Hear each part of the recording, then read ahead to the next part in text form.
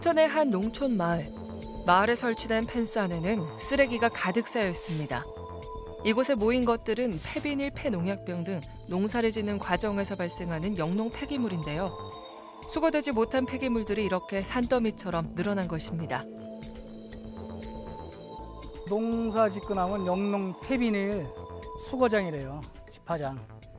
이게 매년 한 2차례씩 수거를 해갔는데 지금 작년서부터 이 수거를 안 해가다 보니까 지금 엄청나게 쌓이게 되는 거예요. 앞으로도 이게 점점 더 나올 텐데 지금 굉장히 골칫거리입니다, 이거. 본격적인 농번기가 시작되기 전 농사를 준비하는 기간은 영농 폐기물이 가장 많이 나오는 시기인데요.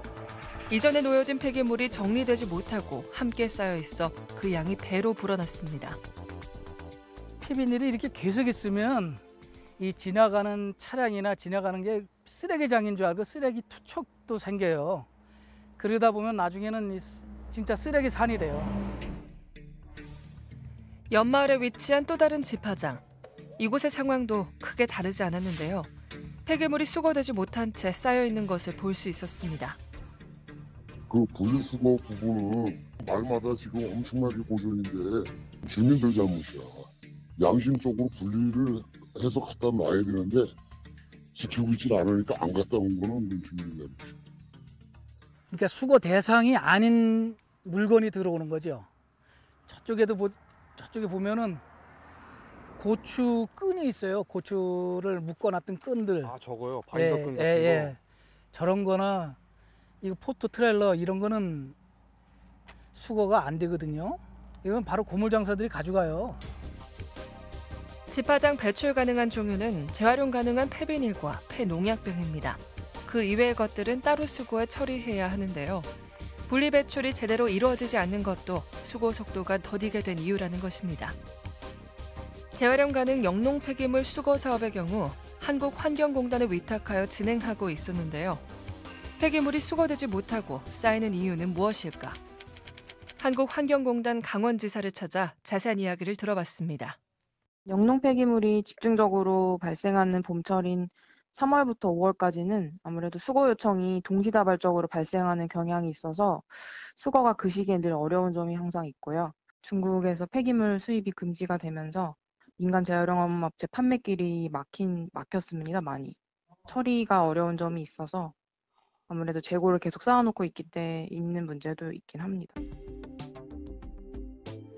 농가에서 나오는 폐기물은 마을에 위치한 공동 집화장으로 모이게 되는데요. 이때 쌓인 것들은 위임받은 민간 사업자에 의해 재활용 업체나 처리 업체로 운반됩니다. 하지만 최근 폐기물 재활용 판매길이 줄어들면서 일부 업체로 빠져나가던 물량이 감소. 공동 집화장에서의 수거 속도가 지지부진하게 된 것입니다. 집화장에서 공단에서 수거하지 않는 영농 과정에서 발생된 다른 폐기물이 혼합이 되어 있으면 저희가 가도 수거를 못해서 수거가 지연이 되는 경우가 있습니다. 영농 폐기물은 계속 배출되는 상황에서 처리할 수 있는 뾰족한 대안이 없는 것이 현실입니다. 하지만 상황을 이대로 방관할 수는 없는 일인데요.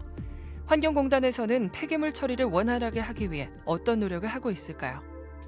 양질의 폐비닐을 수거하기 위해서 분리선별이 잘 되지 않는 집화장을 직접 찾아가서 현장 중심의 분리배출 교육을 진행을 하기도 합니다.